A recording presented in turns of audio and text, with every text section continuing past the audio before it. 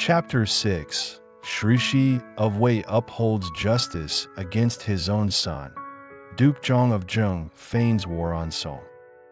Having bested Zheng's forces in a single skirmish, Shi Huang promptly called for the army to withdraw. The other generals, puzzled, came before Zhao and protested, "Our troops are full of vigor. Surely we should press forward. Why retreat so soon?" Zhao was equally doubtful and summoned Shi Huang to explain. Shi Huang said, "I beg leave to speak in private." Zhao dismissed the attendants, and Shi Huang continued, "Zheng's army is formidable, and its ruler holds royal commission as a minister of the court.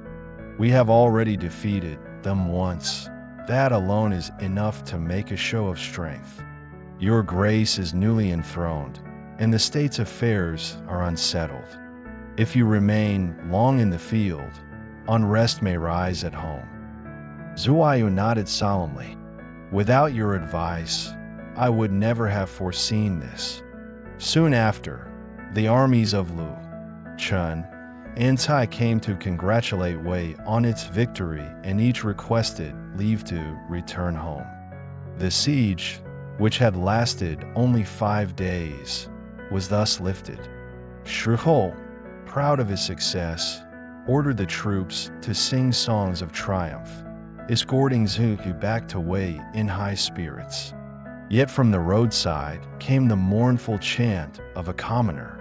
One hero slain, another arose. Dancing turns to blades and spears. When shall peace be restored?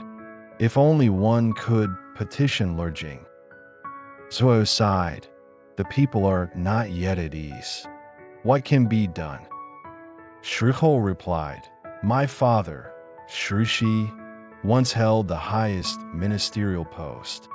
He is esteemed and trusted throughout the land.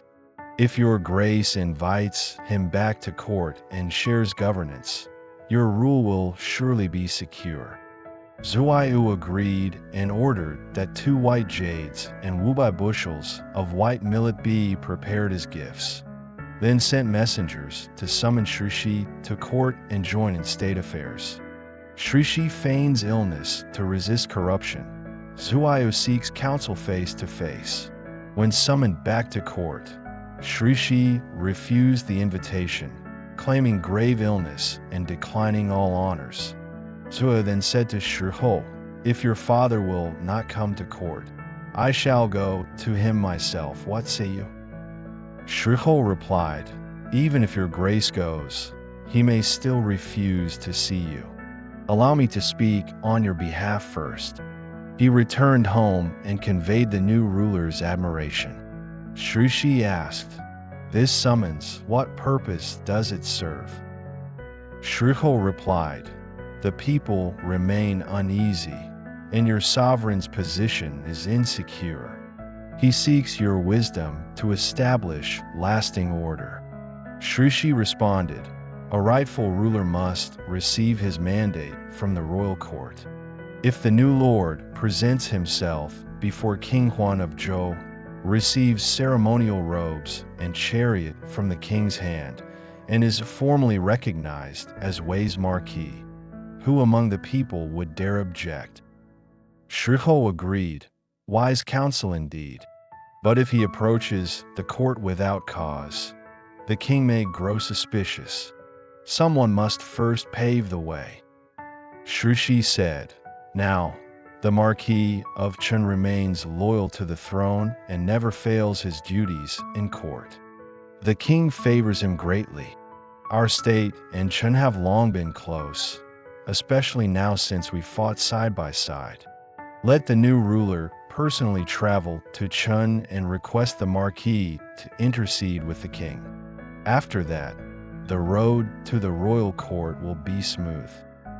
Shi Huang faithfully relayed his father's words to Zhao, who was delighted. Preparations were made for a formal visit, and Shi Huang was appointed to escort the ruler to Qin, bearing gifts of jade and silk. Privately, Shi had long maintained close friendship with Yu Hong, a high minister of Qin.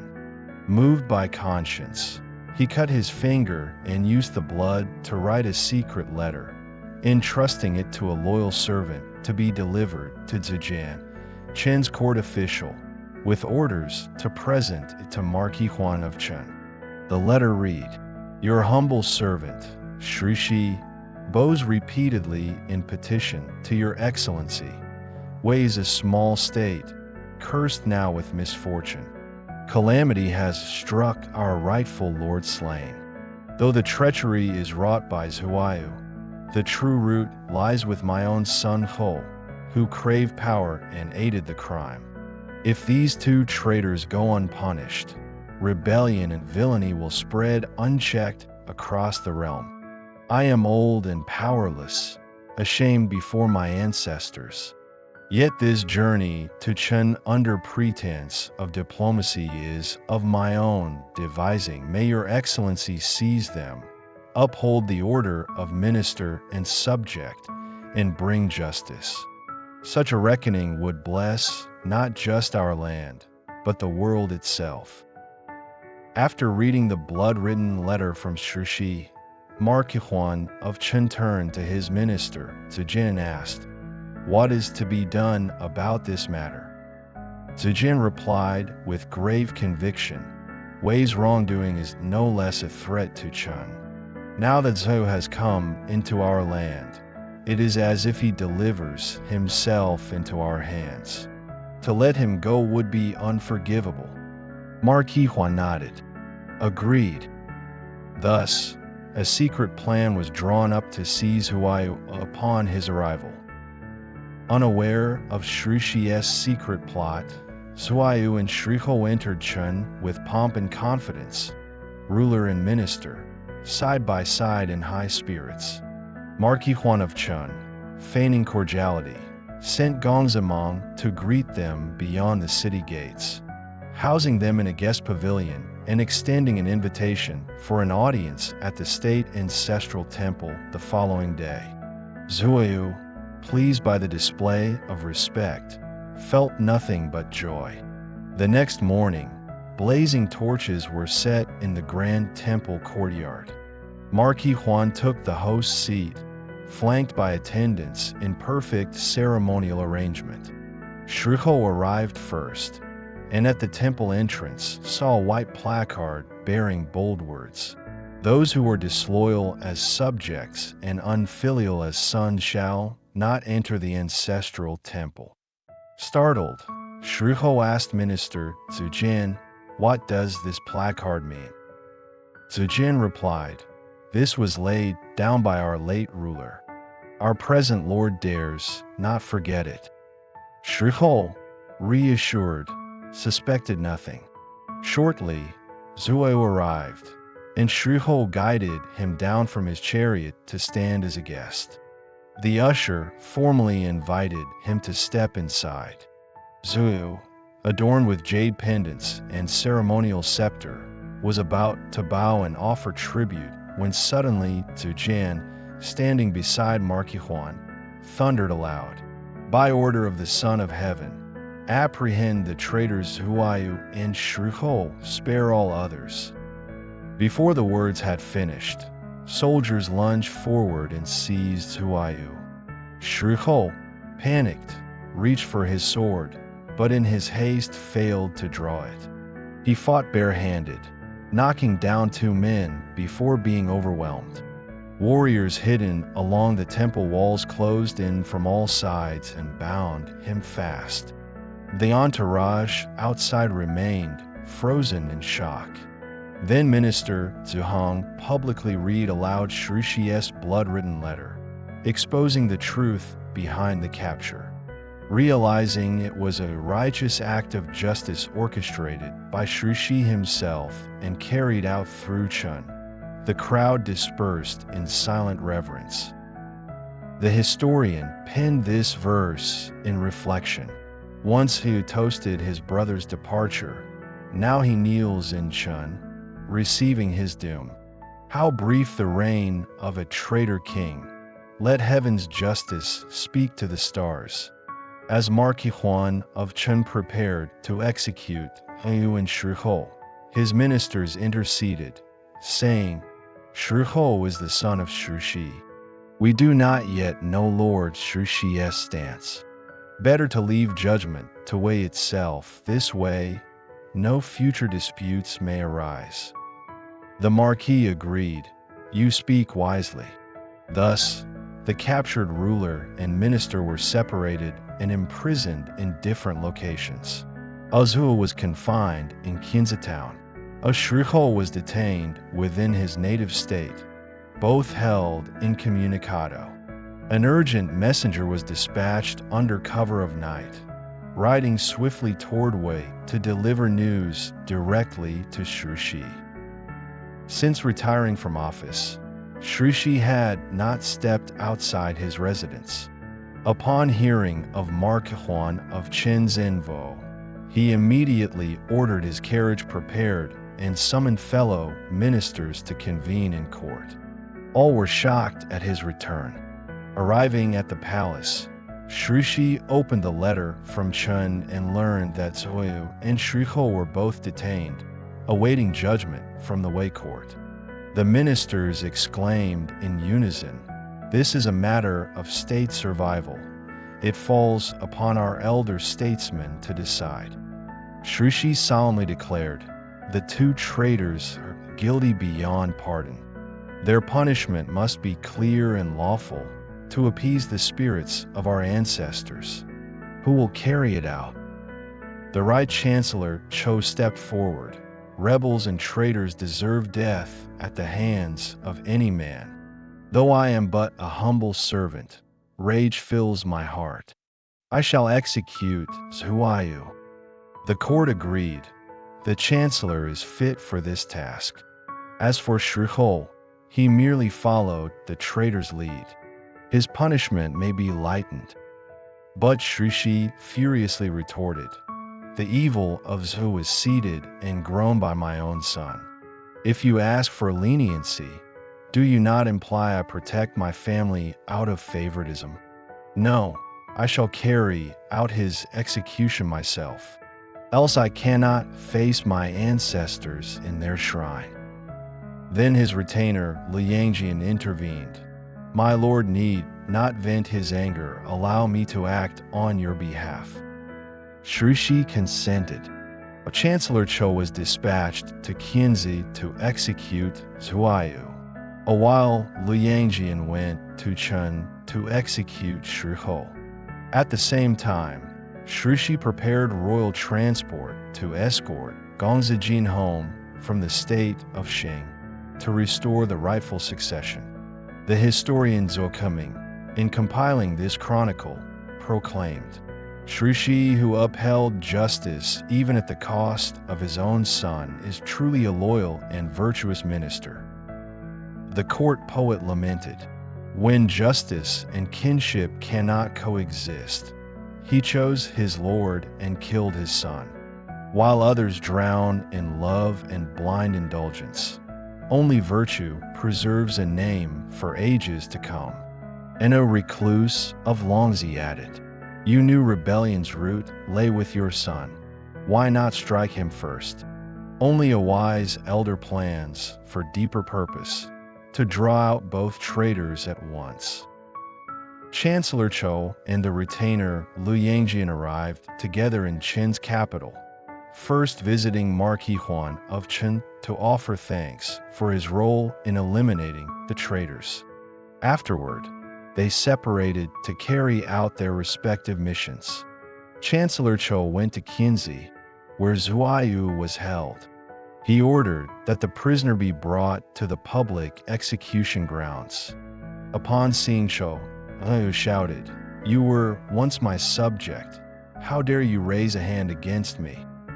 Zhou replied calmly, In Wei, we have precedent, a loyal minister who punished his own ruler. I merely follow that example. Zhou was then forced to kneel and executed without delay. Meanwhile, Liang arrived in Qin to carry out Shi Huang's execution. When confronted with his fate, Shi Huang said, Death is my due. I ask only to ride in the prisoner's cart and see my father's face once before I die." Liangjian answered, "I come bearing your father's command to execute his rebellious son. If you truly long for him, then let your severed head be your offering." He drew his sword and beheaded Shi Huang on the spot. Soon after, Gongzijin returned from the state of Qing, formally announced Zhou's punishment to Wei's military corps, and held funeral rites for the late Marquis Huan. He then ascended the throne as Marquis Shen of Wei. Shi was honored as elder of the state and declared hereditary minister, with his descendants to hold office for generations. From this moment forward, Wei and Qin grew closer than ever, tied not only by politics, but by mutual justice. With the Five Nations siege lifted, Duke Zhang of Zhou prepared to dispatch scouts for news from Chang'e. Just then, a report arrived. Guan Zhong has fled Chang'e and awaits audience at the palace gate. Zhang summoned him immediately. Guan Zhong, in tears, recounted his flight. Chang'e was taken by Song's forces, its city occupied. I barely escaped with my life and beg your grace's protection. Zhang comforted him and arranged for his lodging, providing rich food and support. Soon afterward, word arrived that Zhou had been executed in Wei and a new ruler installed. Zhang said, "Zhuo's crimes have no bearing on the new sovereign, but the chief aggressor against Zheng was Song. It is fitting that we strike there first." He assembled his ministers to discuss strategy. Minister Jizhu advised, "When 5 states marched against us, we held firm. Now, if we attack Song, the other 4 may unite to defend them. We lack certainty of victory. Instead, let us first seek peace with Qin and offer favorable terms to Lu. If Lu and Qin align with us, Song will be isolated." Zhang agreed and sent envoys to Qin with peace proposals. But Marquis Huan of Qin declined, saying, "Zheng is cunning. Such offers may mask future betrayal. Why approach us before speaking to stronger powers like Song and Wei? This seems like an attempt to divide and weaken. Moreover, I once supported Song against Zheng. If I now reconcile with Zheng, Song will surely take offense. What gain lies in losing Song to win Zheng?" He dismissed the envoys without granting audience. Zheng provokes, then soothes Qin. War's edge turned to brotherhood. After Qin rejected peace overtures, Duke Zhang of Zheng grew angry. Qin relies on support from Song and Wei, but Wei is newly shaken and cannot assist. Once I win Lu's alliance and merge its strength with Qi, we shall first avenge ourselves on Song, then move on Qin. It will be like splitting bamboo, one break leads swiftly to the next. But Minister Jizhu advised caution. Zheng is strong, Qin is weak. When we offered peace first, Qin mistook it for trickery and rejected it. Instead, let border officials strike unannounced while Qin is off guard. They'll gain spoils easily. Then dispatch a skilled diplomat to return the prisoners and plunder, claiming regret and sincerity. Qin will be compelled to accept peace. Once Qin is quieted, we may consider acting in Song's stead. Duke Zhang approved. He ordered 2 frontier governors to lead Wuqian troops, disguised as hunters, to infiltrate Qin's territory. The raid was swift and brutal. They captured over 100 carts of men, women, and supplies. Border patrols reported the attack to Marquis Huan of Qin, who was startled and immediately summoned his ministers. Just then came word. Envoy Ying Keisu from Zheng is at the palace gate, bearing a state letter and requesting audience. He returns the captured property. Marquis Huan asked Gong Zimang, "What is this visit about?" Gong Zimang replied, "The gesture appears sincere. It should not be dismissed." Marquis Huan agreed and granted the meeting. Ying Keisu, after formal bows, presented the letter. The message read, "Your Excellency, entrusted with the king's favor and noble prestige, stands beside the throne. I too serve the royal house, and for the sake of harmony, we should guard the realm together. My request for peace was declined. Then, border officials, fearing ill intent, wrongly attacked your land. Upon discovering this, I found no rest in sleep. I now return all captured people and goods, and send humble Yinkeisu to offer apologies. I earnestly hope that Your Excellency will join me in forming bonds of fraternity." Having read Jing's formal letter, Marquis Huan of Chun recognized the sincerity of its offer and the grace behind the gesture. He warmly received Ying Keisu and dispatched Gong Zimang as envoy in return, formally establishing peace between Chun and Zhou. With the Chun issue resolved, Duke Zhong asked his trusted advisor Jizu, "Chun has been placated. What shall we do about Song?" Jizu replied, "Song holds high status and vast lands. The royal court treats it with honor. Direct war would be reckless. You previously intended to pay tribute at Zhou, but were delayed by the Shimin meeting with Qi and later by Zhou's invasion. Now is the time. Let your grace proceed to court and pay homage to King Huan of Zhou. Once recognized as a rightful minister, you may invoke the king's authority, rally Qi and Lu under its name, and march upon Song. With the king's name behind us, our army shall bear just cause, and none shall resist a force backed by mandate." Duke Zhong was overjoyed. "Your counsel is thorough and flawless. This is a plan for 10,000 successes." At the time, King Huan of Zhou had already ruled for 3 years. Duke Zhong appointed Crown Prince, who was regent, and with Jizu by his side, departed for Zhou to formally pay tribute and audience to the Son of Heaven. It was the first day of the 11th lunar month, the traditional occasion for winter tribute. Duke Heijian of Zhou advised King Huan to bestow ceremonial favor upon Zheng, encouraging unity among the states. But the king, long displeased with Zheng, especially recalling the past dispute over wheat fields, responded with visible anger.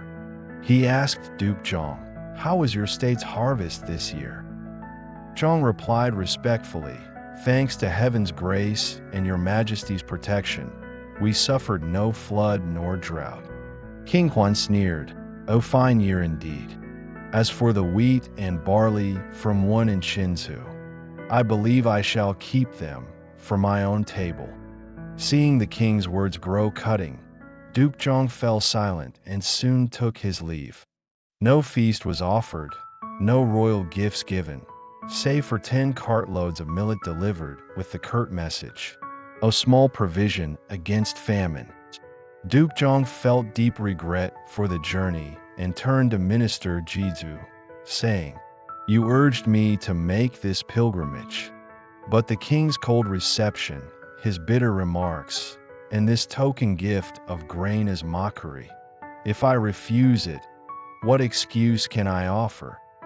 Jizu answered calmly, "The reason the lords esteem Zheng is because your house still serves as a royal minister, always present near the king. Whatever the king bestows, be it rich or meager, is heaven's favor. Should you reject the gift, it would signify a rift with Zhou. Without royal support, Zheng cannot command respect among the other states.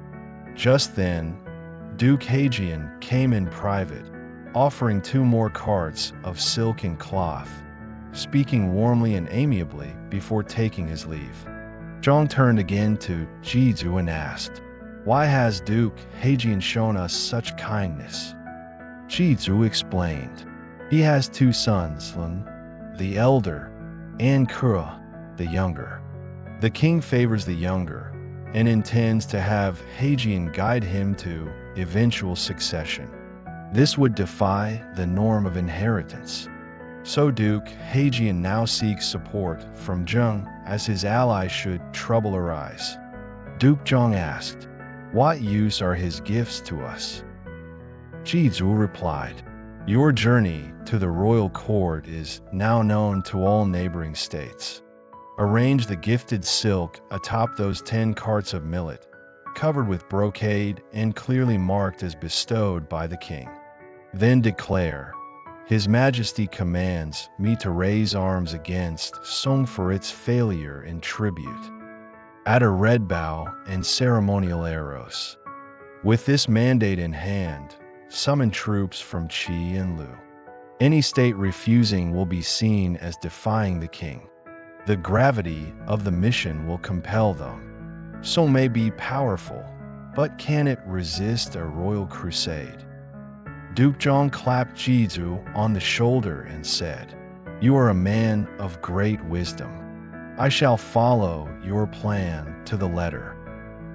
As Duke Zhong departed the Zhou court, he traveled openly under the banner of a royal mandate proclaiming far and wide that Song had defied the king.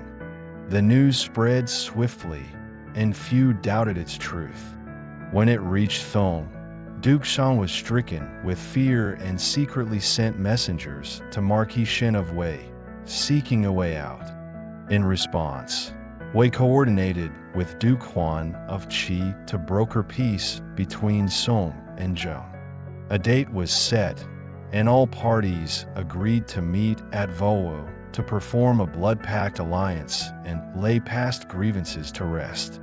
Song's emissaries also delivered lavish gifts to Wei and proposed a preliminary meeting at Daqiu to discuss the Zheng conflict before traveling together to the official site. Qi's Duke arrived as promised, but Duke Zhong of Zheng did not. Duke Huan of Qi exclaimed, "If the Duke of Zheng will not come, the treaty is broken." He turned to leave, but Song's Duke urged him to stay and complete the pact. Though Qi agreed outwardly, he remained hesitant. The only sincere bond was between Song and Wei, who reaffirmed their alliance and parted on good terms. Meanwhile, King Huan of Zhou, influenced by court tension, sought to strip Duke Zhong of political authority and install Jifu, son of Duke Mao, in his place. Yet Duke Heijian of Zhou strongly objected, persuading the king to instead make Jifu his right minister, handling real affairs of state, while Duke Zhong was demoted to left minister, a ceremonial title only. Duke Zhong, hearing this, laughed dismissively. "The king cannot strip me of my rank, I know his limits." Later, upon learning that Qin Song had joined forces, Duke Zhong consulted with Jizhu, who explained, "Their alliance is shallow, merely born of Wei's mediation. It's not rooted in shared purpose. Now that your grace holds the king's name, issue royal commands to Qi and Lu, urging joint action against Song. Lu borders Qi and shares family ties. If Lu agrees, Qi will not resist. Summon neighboring states Cai, Wei, Ge, and Shir with formal mandates. Those who refuse shall be treated as defiant and subject to campaign." Duke Zhong approved the plan and dispatched envoys to Lu, offering them spoils of war. All lands seized from Song would be granted to Lu Gongzitui. Greedy and ambitious, accepted enthusiastically and persuaded Duke of Lu to join.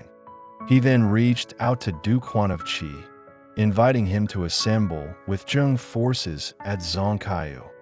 Qi sent Sun by chariots, led by the Duke's brother Yi Zhongnian. Lu dispatched R by chariots, under Gong Zicui, to support Zheng. Duke Zhong of Zheng took personal command, accompanied by Gong Zilu, Gao Qumi, Yin Keisu, Gong Sunye, and a host of trusted generals, forming the center army under his leadership. A massive war banner was raised, bearing the inscription, "By heaven's mandate, we punish the guilty," in 4 bold characters. The banner was mounted on a ceremonial carriage, alongside red bows and arrows, symbols of a minister's righteous campaign. Yi Zhongnian led the left army. Gong Zicui commanded the right army. Their forces stormed toward Song, brandishing might and glory. Gong Zicui reached Lo Shao first. When the local commander of Song marched out to intercept, Cai charged with fierce resolve. In one swift assault, Song's troops were routed, dropping armor and weapons in flight. More than Arba Wushu prisoners were captured. Gong Zicui immediately sent a victory report to Duke Zhong, who welcomed him beneath the banner at Lo Shao. Upon seeing the captives, Duke Zhong was overjoyed, praising Cai without restraint and recording him for the highest merit in the campaign. He ordered an ox slaughtered to feast the troops, granting 3 days of rest. Then, the armies regrouped. Yin Keisu and Gong Zicui were assigned to assault Bu City, with Gong Zilu in support. Gong Sun Kuo and Yi Zhongnian were dispatched to strike Fang City, supported by Gao Qumi. The command post remained at Lo Shao, awaiting further victory reports. When Duke Song of Song heard that the allied forces of 3 states had invaded his borders, he turned pale with fear and immediately summoned his minister of war, Kang Fujia, for counsel. Kang Fujia reported, "I dispatched scouts to the royal court. There is no official decree for this war. Zheng falsely claims royal command and tricked Qi and Lu into supporting them. Yet now that the 3 armies have joined, their strength is not to be matched. There is but one strategy to make Zheng withdraw without battle." Duke Song asked, "Zheng has already gained advantage. Would they withdraw so easily?" Kang Fujia replied, "Zheng's claim to royal authority is false. Among the states, only Qi and Lu followed. Recall the battle at the Eastern Gate. Song, Cai, Chen, and Lu stood united. Since then, Lu was bought off by bribes, and Chen made peace, both defecting to Sheng's side. The only states not yet drawn in are Cai and Wei. And consider this, Duke Zhong himself leads the army, here chariots and foot soldiers are numerous, but his own territory must now be thinly guarded. If your grace sends rich gifts and urgent appeals to Marquis Shen of Wei, persuading him to rally Cai and launch a surprise attack on Sheng's homeland, Duke Zhong will be forced to abandon the campaign and return to defend his state. Once Zheng's army withdraws, Qi and Lu will not remain behind." Duke Song said, "Your plan is sound, but Wei might not act unless you go in person." Kang Fujia bowed and said, "Then I shall lead a small detachment and serve as guide to Cai's troops." Duke Song of Song swiftly assembled Arba war chariots, appointing Kang Fujia as commander and entrusting him with a bounty of gold, jade, and brocade. Under cover of night, they departed for Wei, petitioning Marquis Shen to send troops against Zheng. Upon receiving the lavish gifts, Marquis Shen dispatched Right Chancellor Chou, who joined Kang Fujia to launch a surprise assault via backroads, racing straight toward Ronjiang. Back in Zheng, Crown Prince Hu and Jizhu hurriedly issued defense orders. But before full mobilization, Song and Wei's joint force raided the outskirts, seizing vast numbers of citizens, livestock, and supplies. Right Chancellor Zhou prepared to besiege the city, but Kongfu Jia cautioned. Raiding succeeds by striking the unprepared, but laying siege to a walled city invites danger. If Duke Zhong returns from battle, we'll be trapped between walls and a vengeful army. Better to circle through Dai and withdraw safely. Zheng attacked Song when we left. Surely Duke Zhong did the same. Zhou accepted this plan and sent envoys requesting passage from Dai. Yet Dai's officials, fearing attack, shut the gates and armed their defenses. Enraged, Kongfu Jia camped 10 li from the city, dividing their troops into front and rear battalions, preparing to assault. Dai stood firm. Its forces skirmished often, and both sides took casualties. Frustrated, Kongfu Jia sent messengers to Cai, seeking reinforcements. Meanwhile, far from Zheng's homeland, the main army won successive victories. Yin Keisu's forces defeated Bu City. Gong Sun Kuo overcame Fang City. Each sent triumphant messages back to Duke Zhuang's command post. Just as he celebrated these victories, an urgent report arrived from Crown Prince Hu, pleading for immediate aid.